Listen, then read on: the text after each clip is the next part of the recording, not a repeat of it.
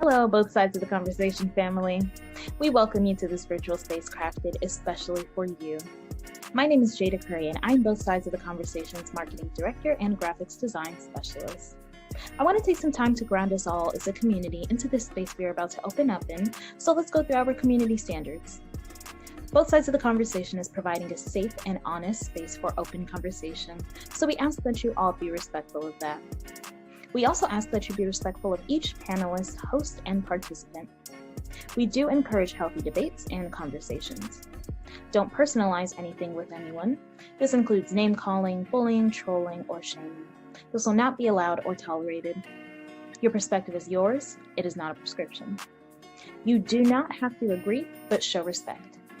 These community standards apply to all of our live shows and any virtual spaces that we hold on social media, including YouTube, Facebook, Twitter, or Instagram. We want to make sure that we are caring for each other as a community. This is our priority in all of our endeavors as both sides of the conversation. With that being said, I hope you enjoyed today's show and continue to stay in touch with us via YouTube, Facebook, Twitter, Instagram, or all of them. All right, thank you for listening and see you soon.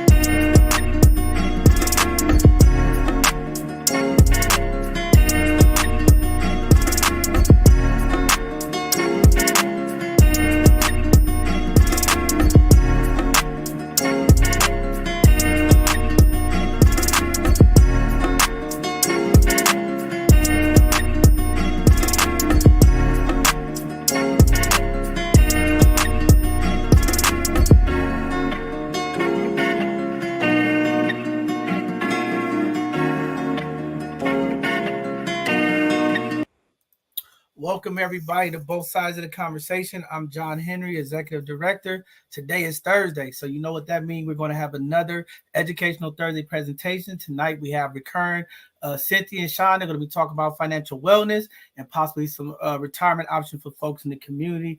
So looking forward to tonight's presentation. First, just want to start off and say thank you to all the folks who've been reaching out, checking in on me. I am still fighting this COVID.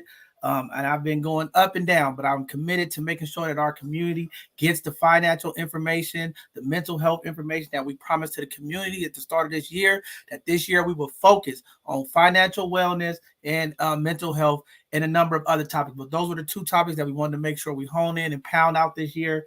And tonight's another segment of information for financial literacy and financial awareness for folks in the community. So I hope you all have been following and getting this information as it's been coming out. You can check out some of the previous shows on our YouTube channel and see some of the other educational segments around mental health and also around financial literacy. So tonight, if y'all hear me a little groggy and sounding kind of crazy and coughing over here, is because I am dealing with COVID and I am quarantined, isolating everybody. I'm doing my part as a responsible leader in the community. I'm not out spreading germs out to other folks. I'm staying isolated in my space.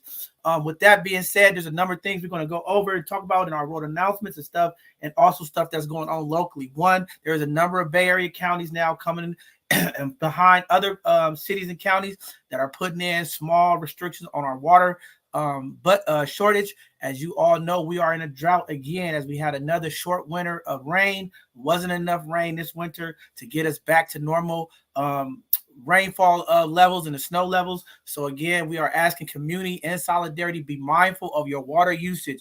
Washing cars, doing gardening, and things of that nature. Please check your sprinkler systems.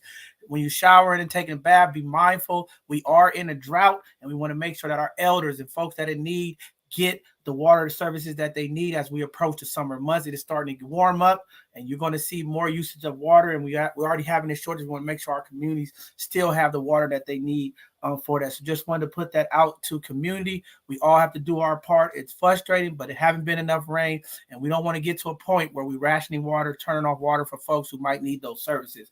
Also, with that being said, just for the community about this COVID, I'm impacted by COVID. A number of people today, I received 5 or 6 phone calls from other folks who have tested positive for COVID. We are not out of this pandemic yet. I know a lot of folks are saying it's an endemic and all of this stuff. I'm looking at the numbers. I've been in meetings, Department of Public Health. They are saying these numbers are starting to rise again. So community, please do your part. Wear your mask, social distance. We don't want to get back into another shutdown thing like we experienced before. I know there's a lot of concerts and summer activities that's coming up. If these numbers keep increasing, we're going to go back into those models that we had before. So let's everybody do our part, wear our masks, safe distance, wash your hands, be careful out here because this COVID is real. It is still spreading in our community. Don't let folks fool you and think that it's over.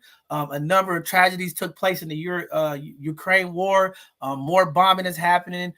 Again, it's going to affect the oil prices. The economy right now is in a limbo. So community, these type of presentations and conversations tonight about financial wellness is very important as money is starting to become very tight for individuals and families, for single mothers especially, with the inflation increase, the cost of groceries and gas.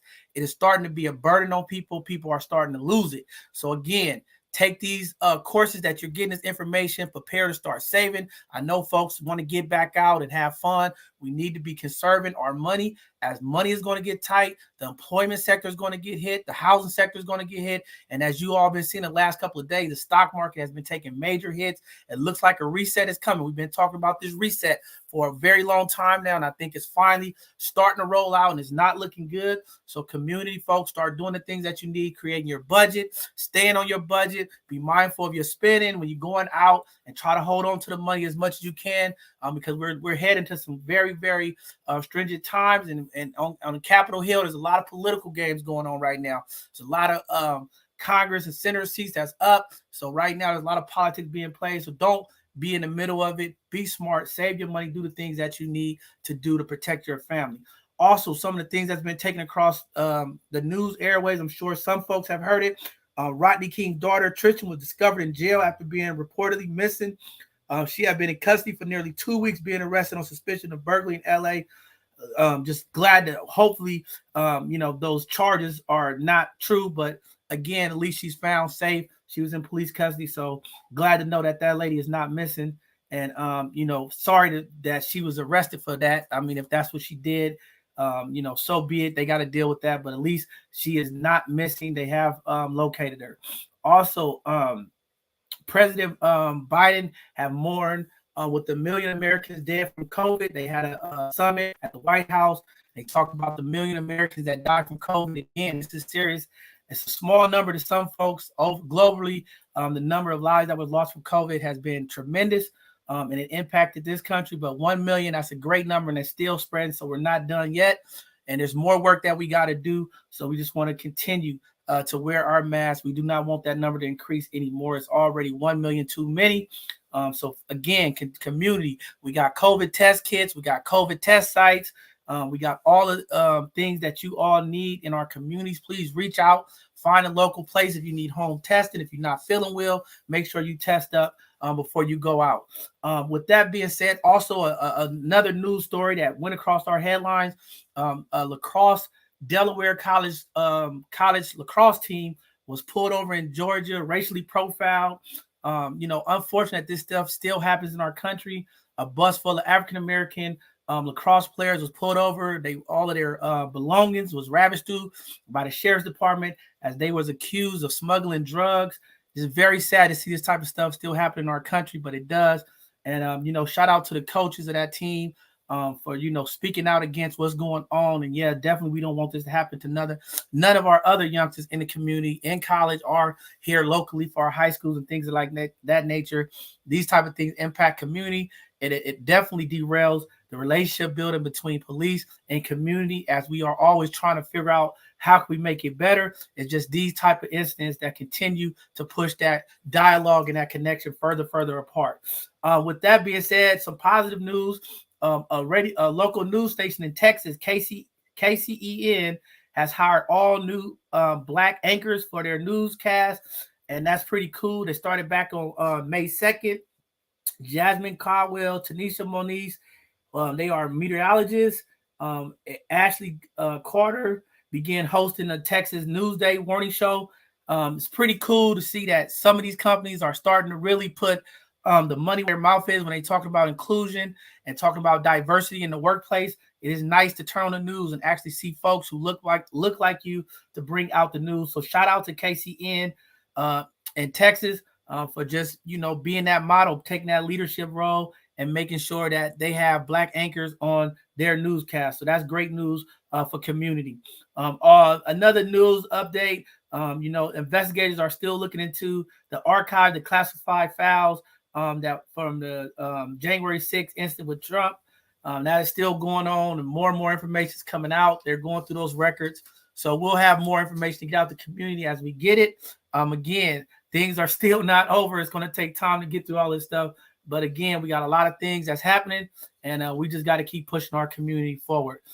With that being said, some of the community events that's coming up, again, the San Francisco African American Cultural District is doing listening sessions for community from 5/3 to 5/17. I think the 17th is be the last day from 6 p.m. to 7:30 p.m. Participants will receive a $25 gift card. Please check that out. We'll get that information up on the screen. Excuse me. Also, the Alonzo King Lines Ballot, Hearts with Lines, looking for community program interns. If you know anyone out there who would like to be an intern, they have a deadline of June 1st to put in their information, and we'll make sure we get that contact information up on the screen. Also, the San Francisco Rebels, the sports and STEM summer camp, the various sessions are taking place June 6th through July 22nd at Gateway High School in the Fillmore. Please reach out to Nate Ford and SF Rebels and just check out if you have any young folks that want to be a part of those sessions. sfrebels@1990@gmail.com. We'll get that information up on the screen as well. The Marsh Youth Theater presents The Voices of Youth, Saturdays at 10 a.m. to 1 p.m. through June 12th. San Francisco residents may receive up to $250 stipend upon completion. I'll get that information up on the screen, who to contact. If you have young folks who want their voices to be heard, please have them reach out to Rebecca at the Marsh. Also, at both sides of the conversation, we're going to have some youth conversation coming up once a month. We're going to have a youth conversation. So we're looking for some of the parents. If you have youth 14 to 24 that would like to come on and talk about the experiences of being young, Black in this community, or brown in our community, we're going to be looking forward to letting our young folks take some of these Sunday conversations and talk about the things that they want to do and how they would like to be supported by community. Also, the Invest Black in Youth Comedy Award show is happening August 13th. This is an early announcement. We're getting out early so folks can get their tickets. They have tickets on the eventbrite.com. Check it out, Invest Black Youth Comedy Show. That information will be coming on the screen as well. With that being said, the last event is Camp Mather for all the high school students and teenagers. It's a great outdoor experience from August 25th to August 28th. Applications are due by May 27th. I'll send out the contact information for the folks if you'd like to get your young folks to go up to this camp. It's an amazing event with police, probation, a number of other community folks trying to come together to talk to the young folks, work with them, and build a little bit of community, bonding together between the city, the local officials, and community. So I think it'd be a great event for our teenagers. So looking forward to that event, and I'll continue to push that out as we get close. There is a deadline that's by May 27th, and I think they're going to extend it a little bit to make sure that folks get in there, but we'll keep you posted as more information comes down the pipeline. Also, for our Both Sides of Conversation announcement, y'all always know you can sign up for Amazon Smile, choose Both Sides of Conversation as one of your charitable organizations. No extra cost to you, but every time you purchase something Amazon will donate 0.5% of your purchases to our organization to help support us. So that's one way you can support us, or you can go to our website and donate and support there as well. Also, if you'd like to follow us, see some of the upcoming events and things that we're going to be at, please go to our website, www.bsost.org. And we'll put that up there for folks who don't know how to connect with us. Sign up for our newsletters. You'll find out all of the community events and things that we're doing, things that we're a part of. And we'll definitely keep that information updated. Also, upcoming this Sunday, we're going to have a Sunday conversation, mental health in the Black and Brown communities. We're going to have a couple of folks come on, plus some of our team, to talk about mental health in our community. Why is it not a priority, and why is it so much needed in our community? I think it's going to be a great conversation. It's been a while since we kicked off our Sunday conversations. We're starting to get them rolling back again. So we're looking forward to this conversation. And then next Tuesday, we'll have another segment of our hidden gems. And then next Thursday, we're going to have a powerful presentation with Dr. Mo and a few other folks from the community to talk about reparations in Black health in San Francisco. So that should be a great one next Thursday. And I'm already hearing some of the names that's going to come on, some powerful folks that know what's going on behind the scenes, and really trying to push this health thing out to community. With that being said, I have nothing else to say. I'm sweating down my side of my face. But with that being said, I'm going to bring up Sean and Cynthia so that they can come on and talk about financial wellness and some of the financial things that we all know our community needs to hear about. Again, thank you, Sean and Cynthia, for coming on and representing and making sure our community knows what's up financially, being there and supporting them, and make sure we change this narrative when we talk about financial literacy in the Black community. Welcome back, you guys. Thank you, John. Appreciate Absolutely. Thank you, John. Thank you. Hey, man. So many people, and unfortunately, I think so many people in our community, something happens. They get sick. Somebody gets sick. This, that, whatever. Nope. Can't do it. I'm out. They make excuses. We justify all the things that we do. Guess what? John Henry, much respect. If I had a hat on, I'd tip it to you right now. Hey, you're making it happen. No excuses. Don't care. It doesn't matter. Hey, you committed to something. You're following through with that. And that's what it takes to be successful, y'all. John, I admire you. Like you are setting the example. You're showing people what to do. Now go turn your camera off and get some rest for a few minutes while we handle it. Yeah, definitely. I know John left, but I was dealing with my own stuff too. And so I'm glad I didn't have COVID last week, but I had a scare that I thought I did. So glad you're here, John, even though you're in the back. Thanks again for inviting us. Awesome. Cool. Well, yeah, we definitely appreciate being here. It's always a pleasure to be here. We appreciate that we get to keep coming back, because you know what? There's so much information that we need to share out there, and we need to be able to get information out. We need to be able to share information and have these conversations. So we don't take it lightly to be here, and we appreciate everybody that's hopping on or sharing the information that we're sharing to make sure that we can go out and be a blessing to as many people as possible. So with that, there's our contact info. We'll go ahead and share it again, but we will go ahead and get started for y'all because, hey, we know time is valuable. So again, thank you all for being here. Thank you both sides of the conversation. And hey, we're praying for everybody that's going through the struggles, going through the COVID, going through dealing with the gas prices, and the impact that has on people, and the people that are affected by the war, the people that are over there and have families and loved ones over there. Hey, we're not forgetting about you, right? You're in our thoughts, you're in our prayers, and we're going to get to this together. So here today, we want to give you kind of an overview. I know a lot of y'all probably heard us talk before. We want to give you an overview about financial wellness and kind of what it takes to be successful. And all of the areas that we're going to talk about tonight, we're more than happy to help you out with. We're more than happy to share more information, sit down, have that one-on-one conversation. And even if it's just a conversation, maybe it's not actually doing something. A lot of people say, hey, you know, I'm not ready yet. I can't save yet. I can't this, that, whatever. It's all good, right? The time to do something isn't when you're ready, then you get ready to get ready. You have to plan ahead of time. So we want to sit down with people and talk to them about, hey, what is it going to take for me to get ready? Let me start that process. Let me take the action to start the process to actually get ready. So when I am ready, I can move. So a little bit about me. Born and raised here in California, grew up on the peninsula. I always like to kind of show this because this is what really made this business opportunity, this genre of life and work combination means something to me. So our family has a little cabin in Tahoe. It's not huge by any means, but it's something that my grandparents had the thoughts to purchase for us. And I remember as a special little kid in high school, or just before high school, when my grandfather passed away, I asked my dad, like, hey, like, Dad, what's going to happen to the cabin? And he said, hey, don't worry about it. Gramps had stuff in place so that if anything happened to him, it'd be good. The cabin would be paid off. So I went on about my way and realized, oh my gosh, Gramps had that proper plan, right? He had that legacy set up. He had the life insurance. He had the will and the trust and all of that stuff in place that allowed something that he saw a future. He had the vision to see what that could do for his family down the road. And he had everything in place so it would stay in the family forever. And because he did that, during COVID, my cousins that we grew up on opposite sides of the bay. We didn't get to hang out. They were our circle. So we got to still be safe, but we got they're like brothers and sisters now instead of cousins, right? And my little cousins that you see there, they call me and my lady, they call us auntie and uncle now, because it's not like, oh, second cousins. No, like we're really, really close because of that.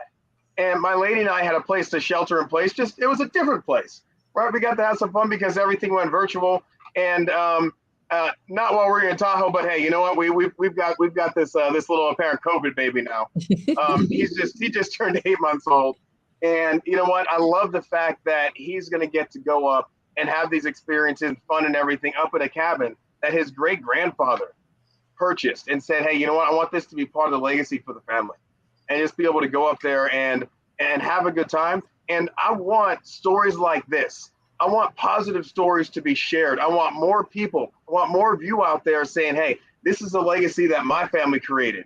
This is a legacy I created for my family. We want to show you how to be that person, be the change in your family, and actually create that legacy. So that's enough about me. Let me go ahead and pass it over to Cynthia. Thank you, Sean. No, I just love your story all the time and listening to it and get to seeing Xavier. And oh my God, it's just great to see you go and grow with your whole family. So, well, this is more for me, my own story. It's all started with my dad, not my daddy. And, he's my inspiration to help others. Why? Because in 2018, he passed away. And unfortunately, he didn't have like the whole life insurance, the living trust, all these things he didn't have in place. My mom lost his pension plan. So many things had happened. And that's where I made, changing experiences make for life changing decisions. And, my cousin reached out to me to figure out where I was at, and I thought I had my things taken care of, but it wasn't like that. And my dad, he was just a family man, hard worker. And so, I think for me, it's like family's always important. And so, here he is with this picture with all this money and all these conversations he wanted to have about money.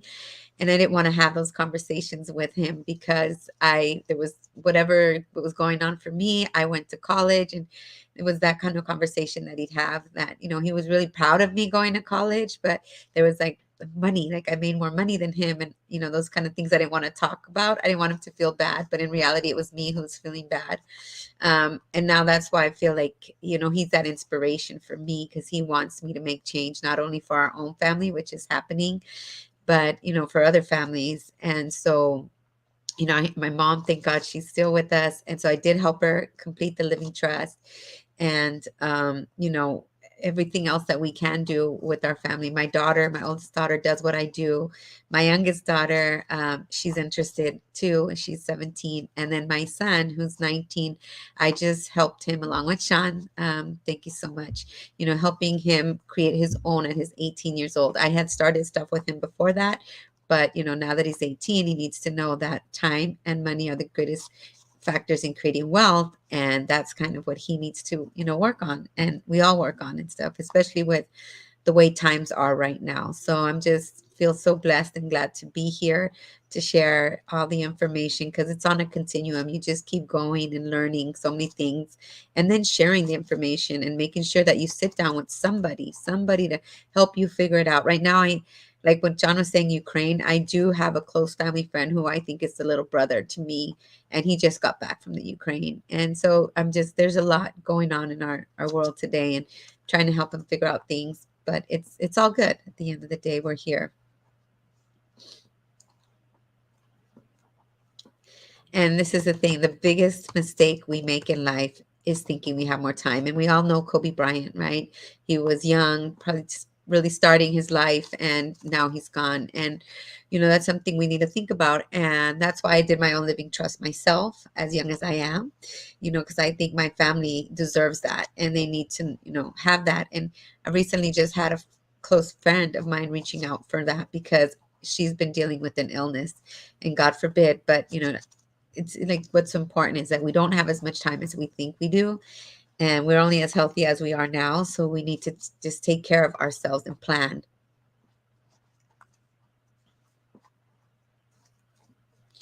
So in your financial journey, these are things to consider, right? So I really want, really reflect. I hope if you're out there, you have your pen and paper out there and you're really thinking about what does financial wellness mean to you? Like really thinking about it. And I'll just share for myself, like I think it's so overall in general, like wellness, right? Wellness is important. Health equals wealth. And, just figuring out what is it that you need so that you have like the retirement, the life insurance, the living trust, everything in place so that you can feel that you are in a space and place of wellness, of being able to if something were to happen to you, if I were to go too soon, at least I feel that my family will be okay. Like I've been talking to them a lot and, sharing this information, having my kids read books and, just having this experience so that they will also know what it means for them. Right. And it's very individualized too. We got to be real deal about that, depending how you want to feel in regards to your finances. So really think of that question, write it down. What does financial wellness mean to you? And get to the core of what it is for you. So I think that's what matters most. The next question is think about about your beliefs about money and where did they come from? And I think this is really, really important too, because my dad used to always say, money doesn't grow on trees. Money doesn't grow on trees. Or I'm broke. I'm broke. And I remember growing up hearing that and really being worried and not knowing. And, then my mom was like, it is what it is. She was a spender and he was always complaining about not having enough. And a lot of those beliefs became like something I grew up with. But through the years or through my experience, becoming aware of these things, like making change for my family and changing the future generation as well, but these beliefs, like I say it so clearly because they've stuck with me. And the first 7 years of your life is you're ingrained with a lot of beliefs, and I'm just talking in particular about the money one. But so it's important to figure out what's going to work out for you and that you're aware of it, to make some changes and maybe create some new affirmations like I have. Money comes to me easily and effortlessly. Okay. And number 3 is reflect on your last 5 years of your finances. What grade would you give yourself? Okay, so just be realistic, be honest. So I'm not going to see this, but write it down. What grade would you give yourself? And for myself, I mean, I will say I've got a B plus. There's a lot of things that I've done. People might think I even have an A. I just bought my house out as well, but there's just things that I still want to work on and still figure out as well. But I know that I'm so close. And so I'm really excited about, just where I'm going with getting a better grade, right? That's what we're trying to do all the time, improve, right? And number 4, what do you wish you could do differently and change moving forward? So again, write that down. In order to make some different changes, you got to be aware and plan it out and think, what would you do differently and change moving forward? As for myself, I just feel what I really want to do is just pay off my house. Like, that's my biggest thing right now. And I know it's going to take time and things, but, put more payments towards my house is probably something I would do different than I've done in the past, but it's all good. And, when we're working with individuals, we really know that a lot of times people are looking at these particular options. So it's important to know what they are, know what your financial options are. So, starting with, number 1, that we are going to be going into income protection options, right? What does that mean? Into income replacement, however you may see it, but it's also connects with life insurance. It's something that, we insure our cars, our phones, everything else but our life, right? And what is the most valuable? If you're not around, who's going to be around for your family?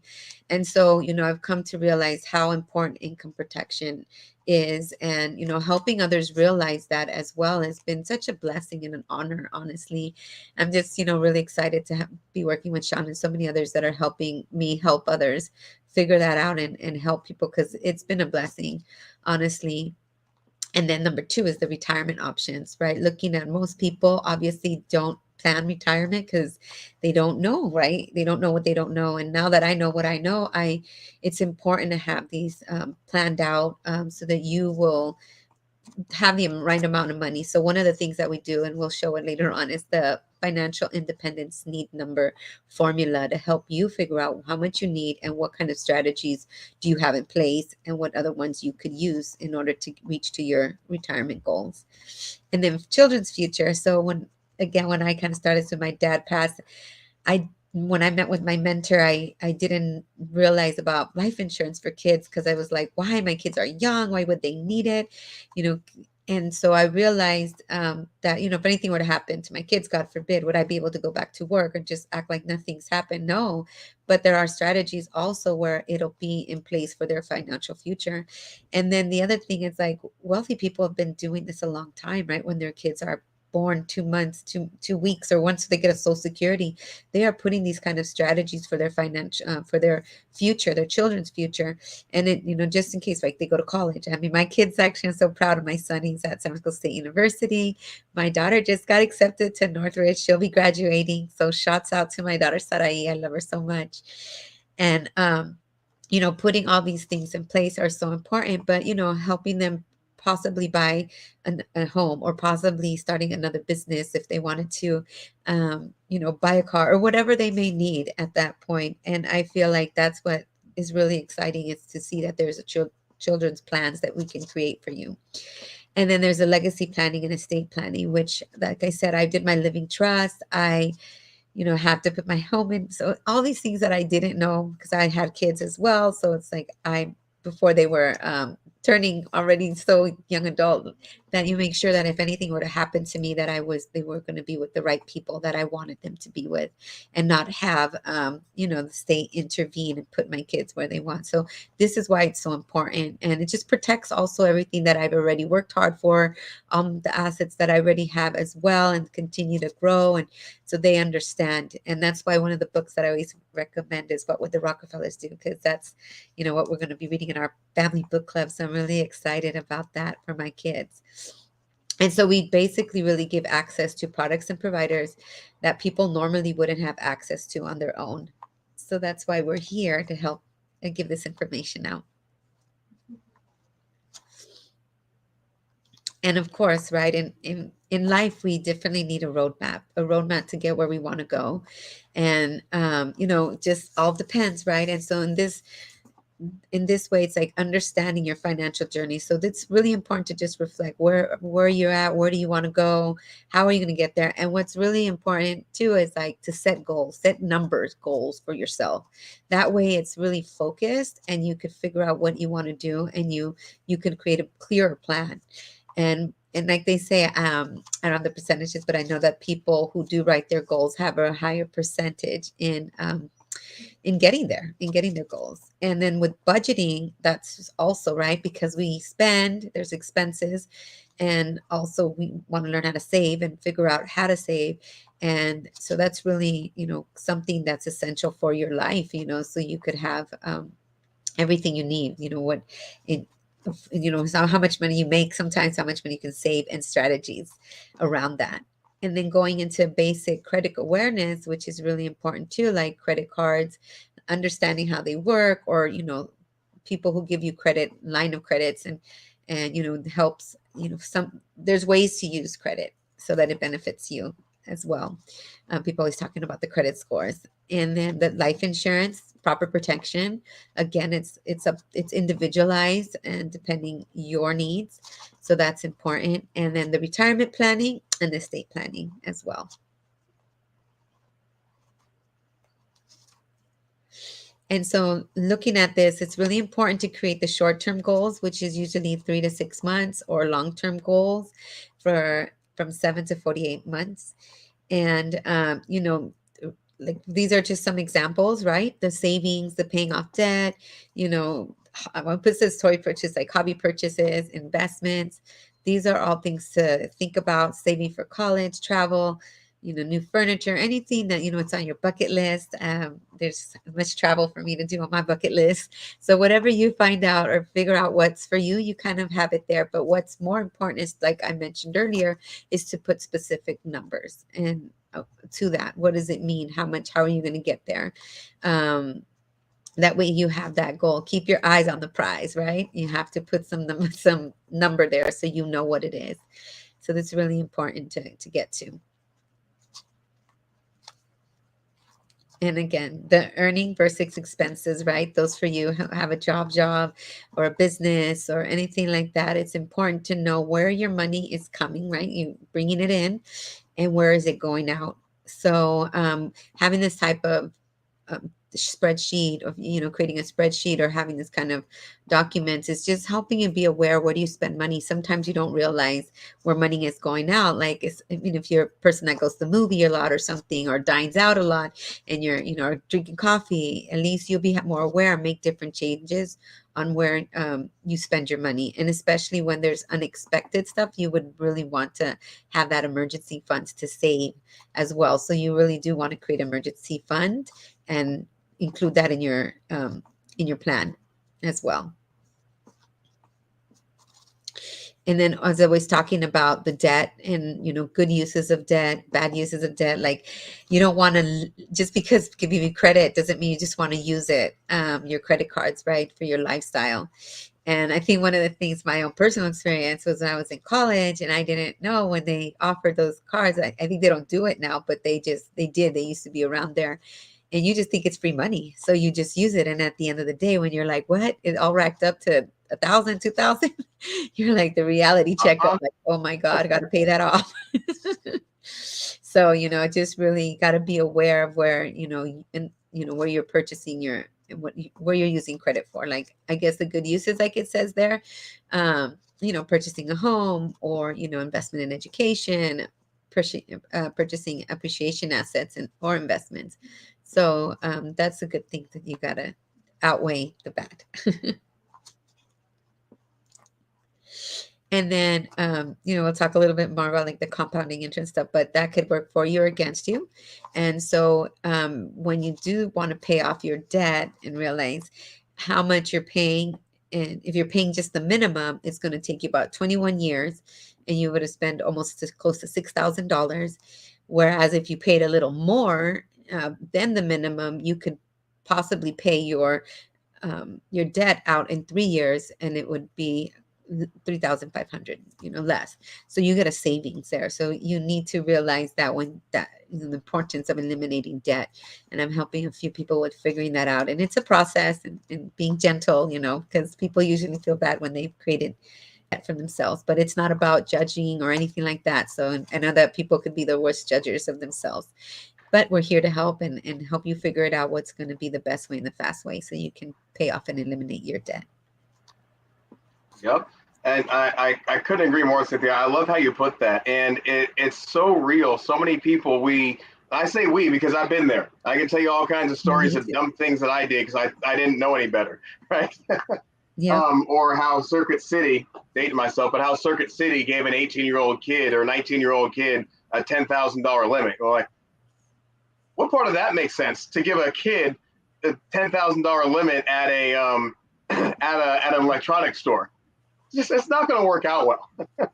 But just having this information and being able to know, hey, look, if I know this information, if we can share this information with y'all when you're young, right, before it's too late, before we have those funky experiences, guess what? We can avoid those pitfalls, right? And that's what we want to be here to do for y'all.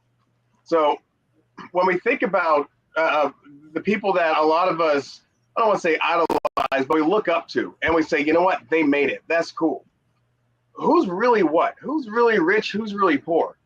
Because we think about what a lot of us do, and you want the new and the best, the greatest, the new hotness. You got to have the best thing, the newest thing out there.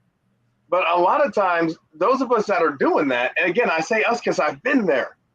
You want to show off, you want to show up, you want to show out looking good and have all the nicest stuff, but then you're struggling at home, and you're struggling about paying the important bills because you wanted to have the newest phone just to look good when you go out, or you had to have the newest style something or whatever.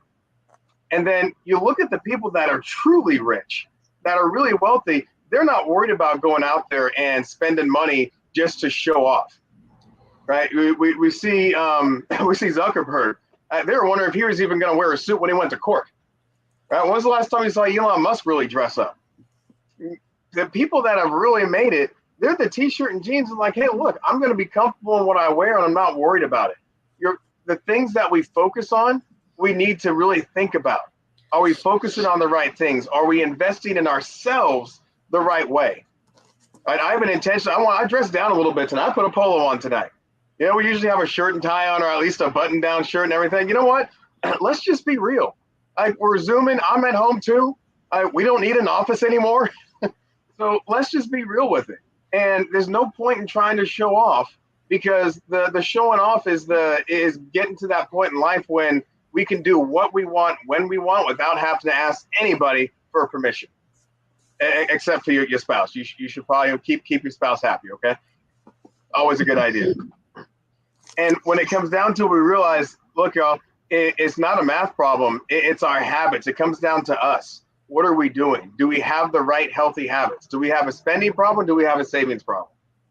Do we have a spending habit? Do we have a savings habit? Right? What are we doing? And once we realize that, we sit down, we take the time to analyze it, that allows us to move forward in the right direction. And I know we're going to go a little quick tonight because we really want to give you guys a good overview of the things that are out there that you can be doing. So let's sit down and chat, and we'll go a little bit deeper into any of these areas that y'all would like to hear more about. So you've probably heard us talk about the phases of wealth building and the rules of money before, but I wanted to bring this up just with the current times. And we talk about that second phase of wealth building, and it's understanding that protection phase and how your money grows and what's happening to it as you're trying to grow it.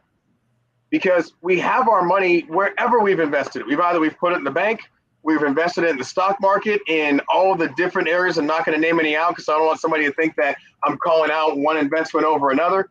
But we know there's a variety of them out there. But we also know that the market's been struggling lately. That's just a part of it. And that's something we have to understand. But I also want people to understand that there's other options out there where you can use different strategies. Your money can grow in a fixed rate where it's slow and steady and probably not going to outpace inflation. It can be variable and do whatever the market does, up, down, or indifferent. You participate in all of that. Or you can use an index strategy where your money gets to mirror the market, but not be in the market. So you participate in the upside, but you don't have to worry about the downside. Now, I know so many people think like you're crazy. That's not possible. I thought all of those things too. And then I looked it up and found out not only is it real, like the Ferraris and the Lambos that you don't see the advertisements for, the Bentleys and the Rolls Royces, you don't see the advertisements for them, but they exist. This is one of those things that the wealthy and elite no one understand, right? Cynthia said earlier, it's not how much you make, it's how much you keep. And understanding if we're able to implement this index strategy, guess what? Instead of having to deal with the dips and dives of the market like most people do, you could actually get a grip on your money and protect yourself. As the market goes up, you make money. When it goes down, you lock in your gains. Market goes up, you make money, it goes down, lock those gains in again. Our clients didn't lose money back in 2001, 99, when the dot-com bubble burst. Our clients didn't lose money in 2007, 2008 when the market dropped. Think about all the people that planned on retiring a year or two after the market crashed. How long did it take for the market to get back up? What if you can implement a strategy where you lock in your gains, you lock in your gains, you lock in your gains to actually give you the opportunity to create that plan, to set that solid foundation? Am I saying don't invest in the market and all that? Absolutely not. Be diversified in everything you do, but be smart about what you're doing. show yourself, learn, give yourself the opportunity to create that foundation so you build something solid as you go up. Know that you've got something to fall back on, right? Excuse me. I go to Vegas for a bachelor party. I take my lunch money for a week. The mortgage payment, the car payments, all that stays home. Same thing with my future plans and my saving for my retirement and my family's future. Because now it's not just about me anymore, as I know it is for so many of you. It's about our families. Mm-hmm. So, especially when it comes to our families, we think about it. What's the one thing? And I guess I use thing lightly there, that we're not required in life to have insurance on, to have protection on,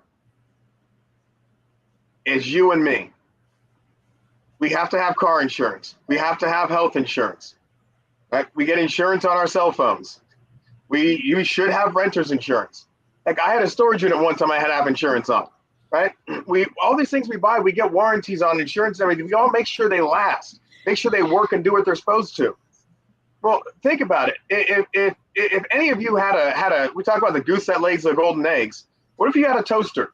What if you had a toaster or you had that goose that laid the golden egg? Wouldn't you put some insurance, buy a warranty on that toaster and that goose to make sure that, hey, it keeps working, right? I need you to keep spitting out that money every single month. Every single month you spit out that $5,000, that $10,000, that whatever it is. Guess what, everybody? You are that golden goose. You are that toaster for your family that spits out that money every single month, that whether it's you or a family of 10, that's dependent on your ability to produce that money, to have that money coming in. What happens if you're gone? Think about it, especially if you have a family.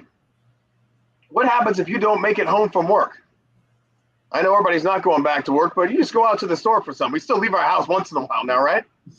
What happens if you don't make it home? There's all the craziness that goes on in the world. And side note, a lot of it happens because of the frustration in the home because the finances are not solid. If our finances are solid, it eliminates so many problems and fights and worries and stress, which just cause a whole slew of other problems. So please, y'all, take notes, reach out to us. Reach out to someone and make sure you get your financial plan in order.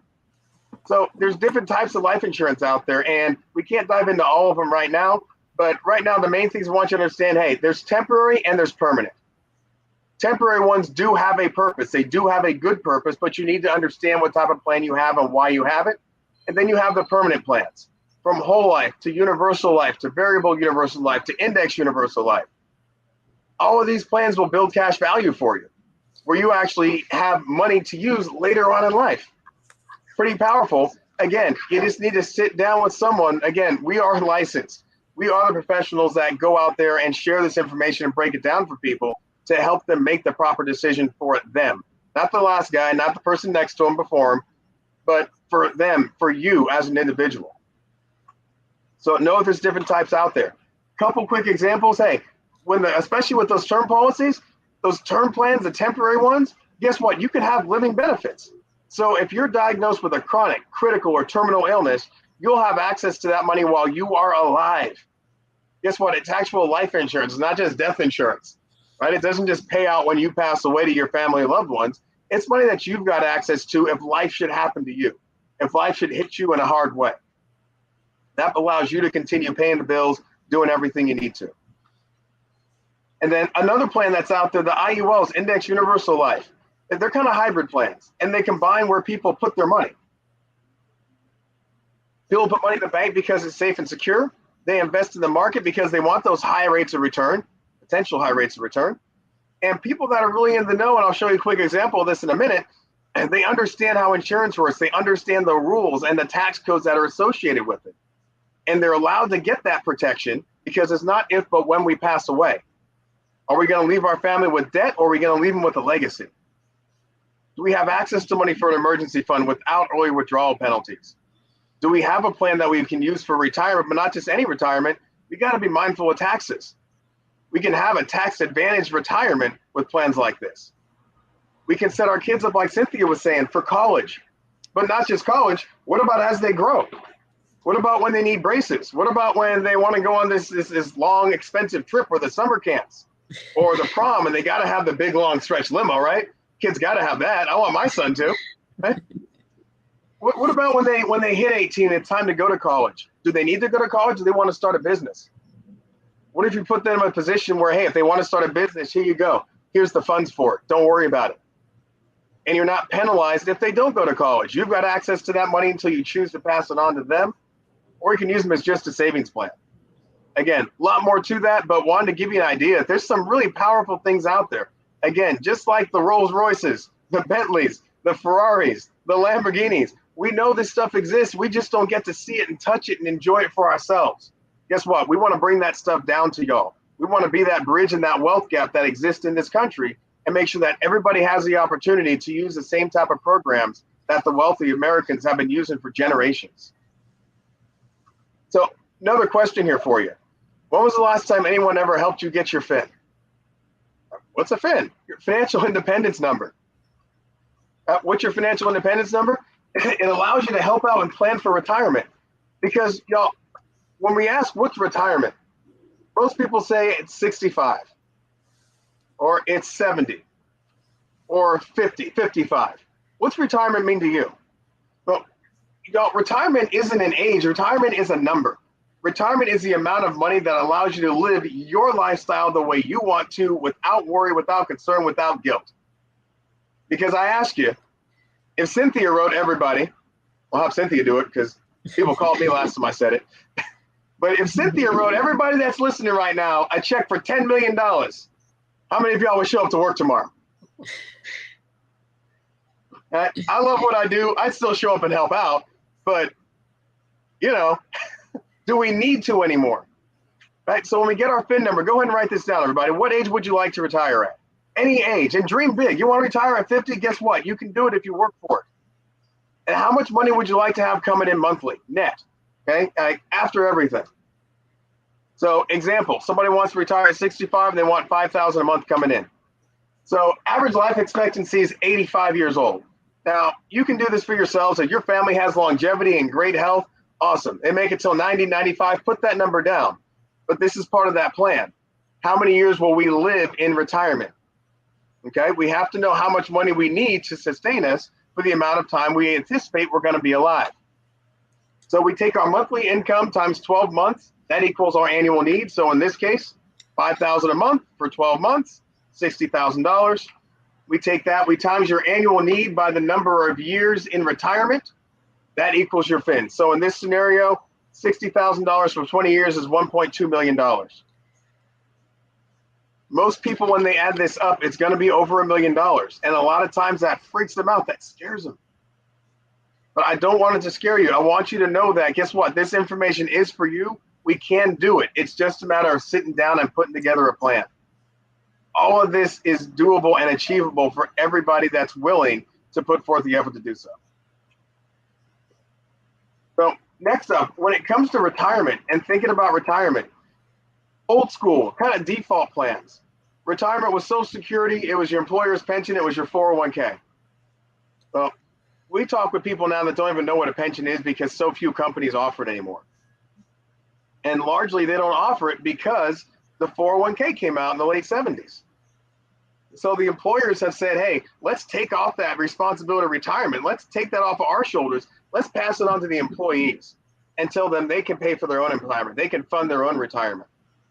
But they don't give the employees the knowledge, the tools, the confidence, the ability, especially in California, to even save the money that they need to. So people are using plans that they don't understand how they work, and they're not using them correctly, which means they're not going to function and perform the way they anticipated that they would. And that's not a positive result. And Social Security. Any of y'all planning on getting Social Security if you're in your 30s and 40s? I'm pretty sure my parents and people that are just a generation down from them, they're probably using most of it up. Right? Because Social Security wasn't supposed to be retirement. It was a fallback. So what type of stool are you setting up for yourself to sit on when you retire? I hope it's not this one. Okay? Check this out. And I've got the link in there at the bottom for y'all to take a look at it. Social Security established in the 1930s, primarily an anti-poverty program. Guess what? In the 1930s, if you live till 60, 65, that's like 90 or 100 now. Okay? You weren't expected to live that long. It was if you happen to live too long, here's some money for you. but now people are living longer. There's more people pulling out of Social Security than paying into it. How can that program work when it's not been refined to really function in today's world? And look at this, maximum Social Security benefit, $2,500 a month, minimum's $1. How many of y'all can survive off of $2,500 a month or to $1 a month to $2,500 a month? Is that going to sustain us? We just have to understand that there's so many things out there that aren't going to be the same way they were for our grandparents, for our parents. We've got to do things differently. We've got to take a grip on things and take things into our own hands and take the proper steps, take the action that we need to be able to achieve our goals.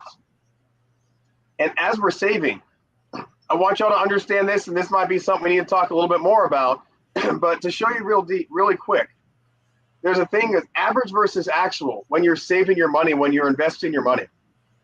Because people always talk about, oh, the market went up, oh, the market went down. Don't worry, it'll come back up. It will. Historically, the market has more positive times than it has negative times. That's less than minimum wage. You're right. Right? The market does have more positive times than it does negative, but how long is it going to take for it to go positive in your time frame? How long is your time frame that you have for the market to get positive? And if we take a quick look at this, if the market, you start off with $100, market drops 10%, you've got 90. It goes back up 10%, but it goes up 10, you go up 10% of your 90. So you go up 9, not 10. No big deal, you've got 99. You're probably not too mad at that. Well, let's say that happens a couple more times. 6 market changes, plus 10, minus 10. Look what happens. The market averaged 0. The market averaged 0. It's right back to where it started at. But is your money back to where it was? You're actually down 3%.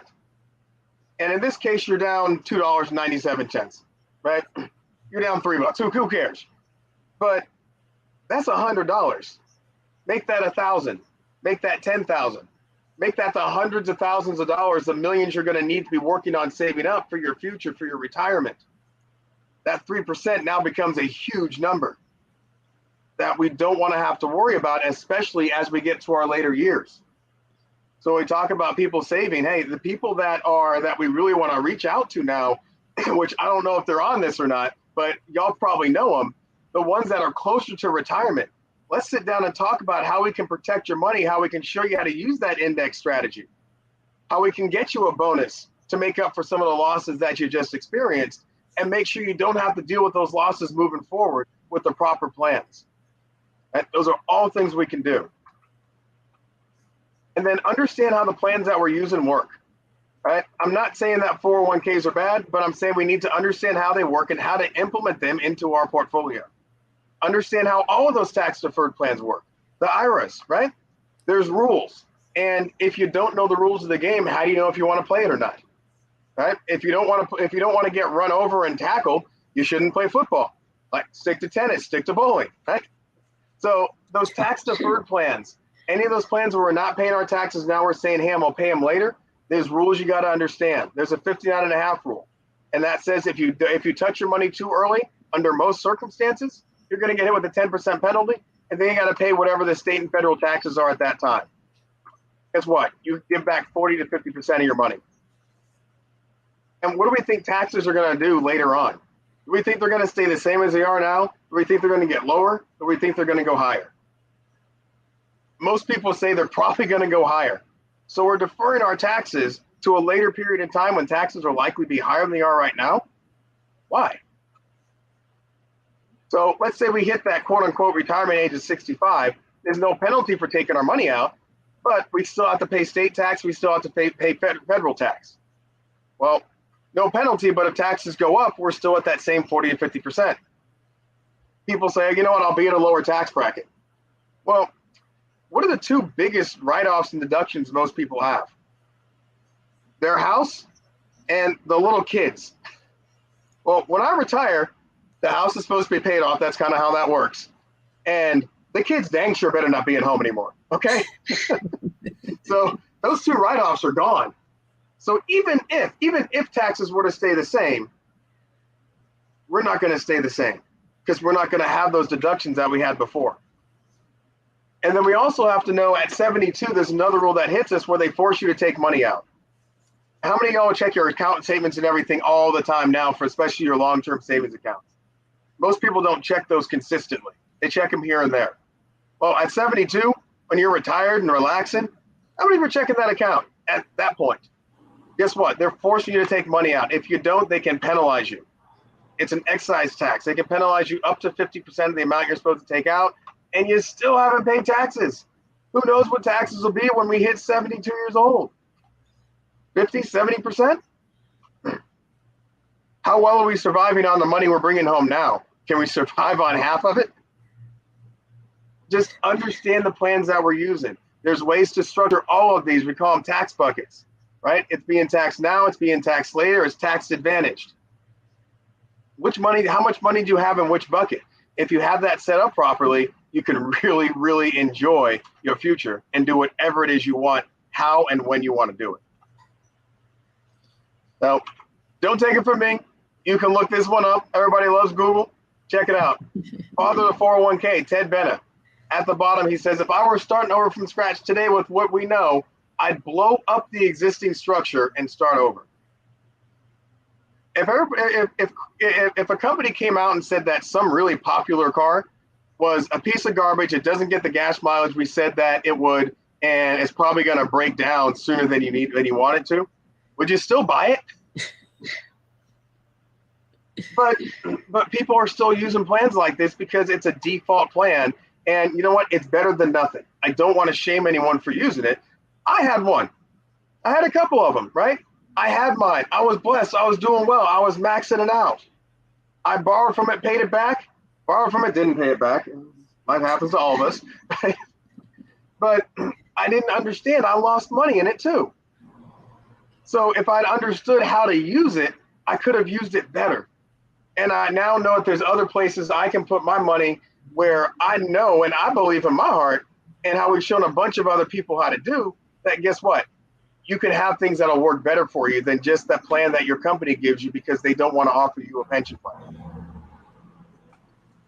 So real quick, I want to show you an example of what some of the wealthy people are doing. We've all heard of General Electric. Y'all can Google this too. This is their proxy statement. It's public knowledge. So we see they're all making a bunch of money here. We know the executives and CEOs are all making a ton of money, hundreds of thousands, millions a year. But what are they doing with it? If we look here, we see that when it comes to retirement, they're all putting $9,200 into their company retirement plan. Why are they doing that? Well, a couple reasons. One, so they can tell the rest of the employees, hey, we're doing it, you should do it too, right? Make it happen. But the other reason is GE's matching plans, right? They're able to get those matches just because they're executives, right? In fact, they're not even putting it in. They're just taking that because that's not even pocket change for them. Saving $9,200 a year is not going to do anything for people that are making multiple 6 figures, 7 figures a year. But what are they really doing with their money? They understand their options. They've been shown their options, and you can see here in black and white, just with these 6 people alone, they're choosing to utilize a life insurance plan similar to what Jim Harbaugh used. I should have put that article up for y'all. But look up Jim Harbaugh life insurance. And they're choosing to put their money over here because they understand what it's going to do for them, what it's going to do for their family, the advantages it's going to give them, the access they'll have to their money as they're still saving it. It's going to give them tax advantages and everything else. So I know these are big numbers for a lot of people, but guess what? We don't have to work with those. We show people how to save $50 a month for themselves, for their kids. Start somewhere, right? You don't have to start huge, just start. Okay? Employee, just start somewhere, and you can get to your goals. And guess what? We showed it earlier. The IUL, this is one of the ways that people are using this. This is one of the ways that people are able to do this and take advantage of the knowledge that's out there and really, really set themselves and their families up for success. So give us a call. Let's talk some more about this. And Cynthia, I'll pass it back over to you here. Yes, well, thank you, John. Very great information. So I wanted to talk a little bit about like legacy planning and why it's really important. Some of the main, famous people that you would think, right? And this is like Prince, right? He died 3 years ago. His state is still unsettled. And here's why, right? He apparently left no valid will, since he didn't have a will, Prince didn't exercise his right to determine who would and would not inherit a share of his estate, and or which shares the heirs would inherit, right? So everything is in probate right now, going through the courts. And that's why it's so important to have a living trust in place, or even something more of a living trust than a will, right?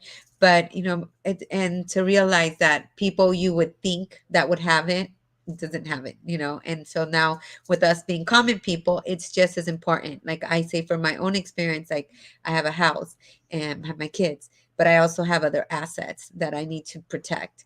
And which is why it's really essential and crucial that anyone, and even with other things that need to be in place, whether it's like last minute wishes and advance directives and things like that. But here it is that Prince his situation is, his family's going through all that. And imagine all that, and his thing that he worked hard for, and now it's, who knows what it'll be by the end of the whole probate process. Right. And we wanted to show this because think about it, y'all. 3 years after his death, this was back in 2019. 3 years after his death, they're still going through this. Look it up. They're still fighting over it. They turned his house into a museum. Do you think they really wanted to do that? But they did that. They had to do that to pay for all of the lawyer fees, right? For all of Prince's random children and siblings that popped up from all over the place, right? You hear people doing estate sales. Do you think they're doing that because they really want to sell their loved ones things? No, they're trying to keep the property. They're trying to sell what they can to get the money to pay the property taxes. There's so many things we've all got to have set up, and people think, oh, they're good, they've got it. Nah, so many people aren't. So many people aren't. So thank you, Cynthia. Definitely got to bring this to more people's attention. Yes, of course. And then Chadwick the Panther, him having an estimated 12 million worth, who got to keep it? And that another thing, he didn't have that in place. So I'm sure everything's also again going through the courts. And that's what I'm saying, even with my own personal experience. And I was talking about my dad, like thank God was able to help my mom. She's still alive, that we could able to do a living trust for her, because we don't want to go through the courts and figure things out, right? And so I think that's what people need to realize, when they've earned all they've earned through their lifetime, that they should choose or get to choose what they want their money to go, and who do they want it to go to, where. I know that for myself, I do, like my kids, but I also want, like for charity, I want things to be given back to my community. And also able to like share my own final wishes. And I think putting that in place and having my children know gives me a sense of peace. And I think, even though it's like a difficult conversation to have, right, who wants to talk about their passing, but at the end of the day, none of us get out of here alive. So it's better to prepare and plan and help our family get through it than just full of surprises and not even know what to do with what and when. And Cynthia's being modest, but she set her mom up very nice. She was telling about some of the traveling that her mom is still blessed to have the health to be able to do. So that's that we're gonna have to have her share that story a little bit more later. Definitely. So again, like the advanced health care directive, this is important to get even when you turn 18. Like that's important to have, because if anything were to happen to you, you have there who would make the decisions for what you would want, whether the staying on life support or not. And it's just really important to get these things taken care of, and planning and getting your own power of attorney. And I'm so blessed to have my oldest daughter around. And so that's what she plays for me. That's the role she has in my living trust, or our living trust. But those kind of things are really important. And then just realizing the differences between wills and trusts, right? And what things are in place. Not that a will is like bad and the trust is good, but they serve different purposes. And so, depending, what do you have in your assets, and if you have children and things like that, then you would figure out which one would be best for you. But trust it saves you in going into probate and all that stuff as well. So, and so that's why it's a lot better in a sense to get it done. Yeah. And really kind of in a nutshell, if you own property, period. Now there's other gray areas that are out there, whether you need a will or a trust, but a trust is that legal document that'll hold up in court, right? So if you own property, have the trust. You need to have a trust if you own property. If you don't, then we can figure it out. We can see what the assets and everything are, but please look into all that. We're actually working on putting on a couple of claims with those living benefits for a couple of our clients. And you know what? One gentleman, he's in a coma. We're praying he comes out. I think we mentioned it last time. But you know what? Because he's in that coma and he didn't have the power of attorney set up, he can't even sign to get his living benefits.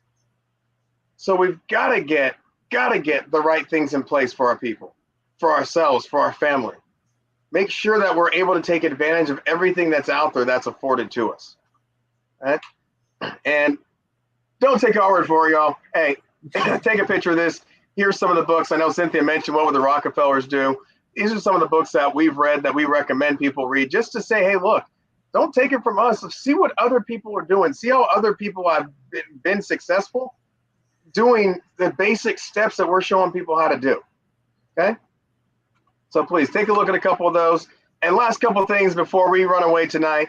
Hey, a couple questions for you. 2 more questions. When was the last time you did a medical health check? And the question is, who did you go to for that medical health check? You went to somebody that was licensed. You went to an MD, right? You didn't take your dog in and ask the vet, hey, by the way, could you check out see if I'm breathing good? You know, my back's kind of hurting over here. Can you see what this is? We didn't do that, okay? You went to the licensed professional for the specific thing that you needed for that medical health check. But then the next question, when was the last time you did a financial health check? When was the last time you had that done by a professional? Not Uncle Larry. No offense to the Uncle Larrys out there, but no offense to the uncle that he's done well for himself, or your aunt that's done well for herself and is sharing some information, but do they have that wide range of knowledge? Do they have all the tools that they could to put you in the right position? When was the last time you went to a professional to do it and had that financial health check done? It's so important, and you know what? It doesn't take that long. Right? Doctor visits, what, a half hour? You know what? About the same thing to fill this one page out. This is our called a PFR, the Personal Financial Review, right? Short, sweet, simple, take you less than 15, 20 minutes to fill out, right? So it lets us see, gives us a snapshot of what you're working with, what your goals are. And it helps us see, hey, what's your fin? What's your dime? What's your retirement need? What's your income protection need? How much life insurance do you need to have? If we see what you're working with, it gives us a chance to be able to say, hey, guess what? This is good. That's good. You know what? We can do something better for you over here, or you don't have anything over there. Our goal is not to wipe the slate clean and say, no, everything you're doing is wrong. Redo it all with us. That's not it. Our job is to sit down and make sure you have understanding of and awareness over everything that you're doing. Make sure the plan that you have, you understand how it works, and make sure it's going to work the way you thought it would. A lot of times people don't understand how the programs work that they're using, and that's the biggest shortfall that people have. They think that something's going to perform and do something that was not designed to do, or that it's not physically able to do. So let's sit down, let's have a conversation, and we don't charge for it, right? We're not going to charge any of our clients a dime. We love that. That allows us to go back into our communities, help out the Black and brown communities, and know that we get taken care of by whichever company or companies we work with. We never charge our clients a dime. And that allows us to go out there and do whatever it is people need, and it's affordable. And guess what? How would an extra $3,000 to $5,000 do to help anybody out? Anybody ever thought of starting their own business? Anybody thought of a nice legal side hustle? Do a little something on the side. If this information is valuable to you, if it's something that you've thought, I've always wanted to learn more about that, give us a call. Give us a call. We're looking for good people. We're always actively looking for good people. Not everybody. This isn't for everybody, but there are some good people out there that we know are thinking about, or that have been thinking about, hey, I need to make some extra money. I'd like to do something that would give me the opportunity to give back to the community. Or I just want to learn more about this. Give us a call. We've got an amazing training program plus an opportunity to make some really good additional part-time income. So that's our time tonight. Here's our contact info once again. I know it's been going across the screen, but grab a screenshot. We truly appreciate everybody being on. And again, huge shout out to both sides of the conversation. John Henry, you and your staff are absolutely ridiculously amazing. I know how active you are. I don't know if everybody else knows how active you are and how many times you go in 15 different directions while you're going 13, 14 others. But brother, we appreciate you and thank you so much for having us on. Yes, thank you so much, John. I just I appreciate both sides of the conversation as well.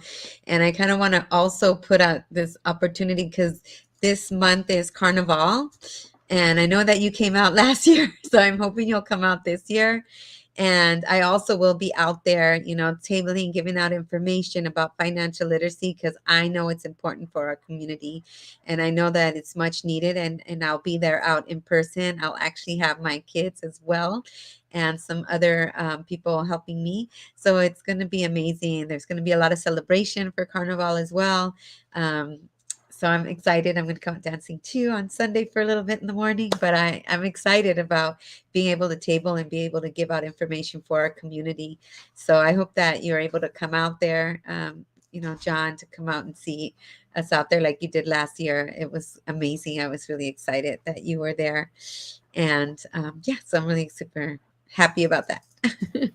Well, I hope I can get out there if this COVID. I get my 2 negative tests, but I know I'm quarantining for the next 10 days. But I'm definitely going to get out there for Carnival.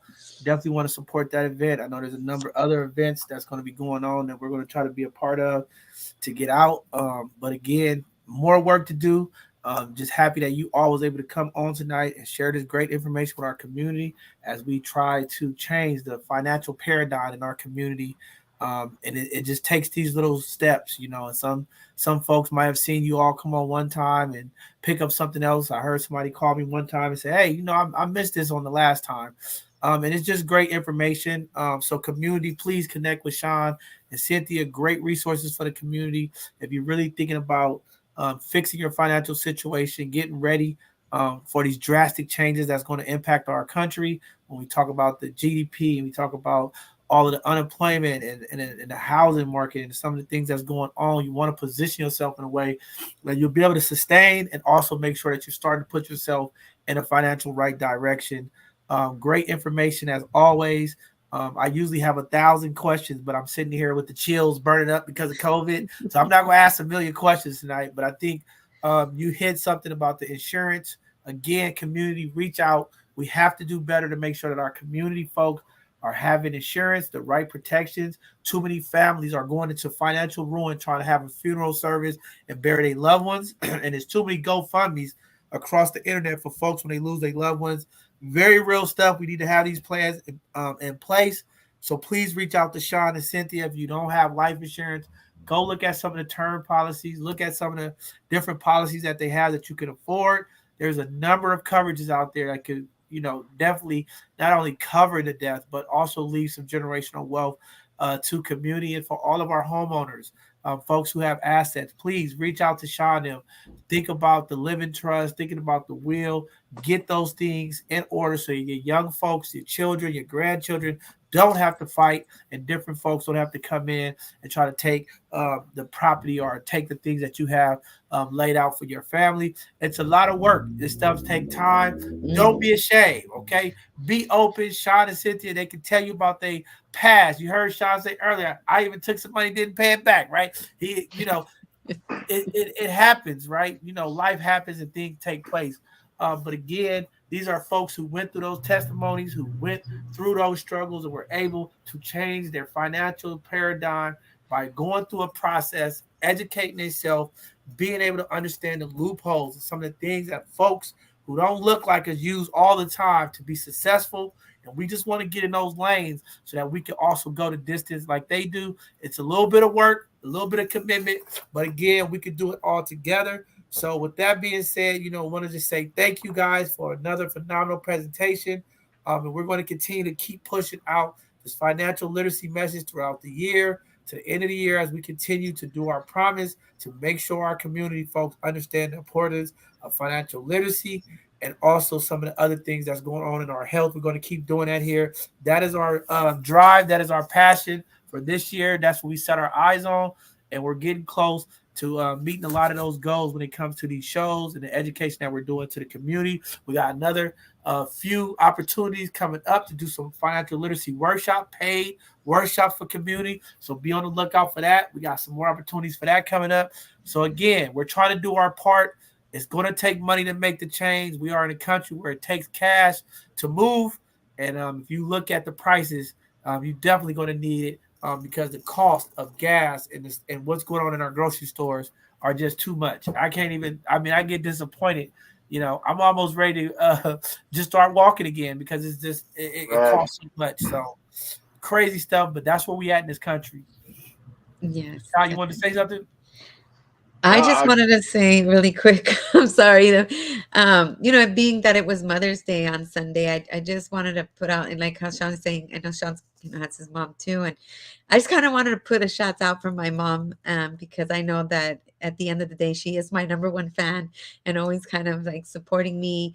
And, I just wanted to acknowledge that, to me at the same time, every day is Mother's Day when you're a mother. And I know that Sunday or whatnot is an extra special. And also in Mexico, I have Mexican family. And so it's like celebrated on the 10th as well. So, I have mommy Susana out there as well. And I just wanted to put that. And of course, like I said a little earlier, it's just an opportunity because my daughter, like I'm really excited and happy about her graduating in Sarai. And she is really wanting to learn a lot about this financial literacy more and more. Not just from me, but also like to help her friends. So I'm really just proud of her. And I just want to put those shots out. And thanks, John, again, and both sides of the conversation for creating this platform to be able to share this important information. So thanks again. And go ahead, Sean. I was just gonna, John. I don't even have really much to anything to say. Just I agree with you. There's no such thing as starting too early. And hey, I can't not give Mom a shout out. Right? She's finally came home Monday from the rehab facility. We've been back and forth since November, rehab and hospital. So it's a blessing to have her back home. But she still needs some help. So I want to give a thank you to all those that helped put me in a better financial position, because being across the bay and having to get over to Pacifica 5.5 days a week right now, better be able to do it and plan for the future. There's no such thing as starting too soon. So reach out now. Hey, we'd love to talk to you. If not us, talk to somebody, but follow both sides of the conversation. Follow us. Let's make sure we are sharing that word. We're having the conversations and we're actually changing and having that positive impact on our community. So John, thank you again. Appreciate you, bro. Yes. And I want to honor your mom. I know spiritually she's looking down at you and she's probably so proud, John. So I want to acknowledge your mom as well. She's spiritually present. I'm sure that is. Definitely. It was a rough weekend, but I was able to get through it. So to all the folks, again, happy Mother's Day to all the mothers. For all the folks who've lost their moms, our prayers continue to you, as we know that is a struggle. So, thank you again for bringing that up. And more phenomenal things to come. We're going to be partnering with Sean and a couple of these folks that's financial coaches, as we're going to continue to bring this financial literacy right to the community. As spaces are starting to open back up, we're going to try to get in space with folks and connect and do some of these workshops. So we're looking forward to that as well. But with that being said, community, we're not going to hold you up no longer.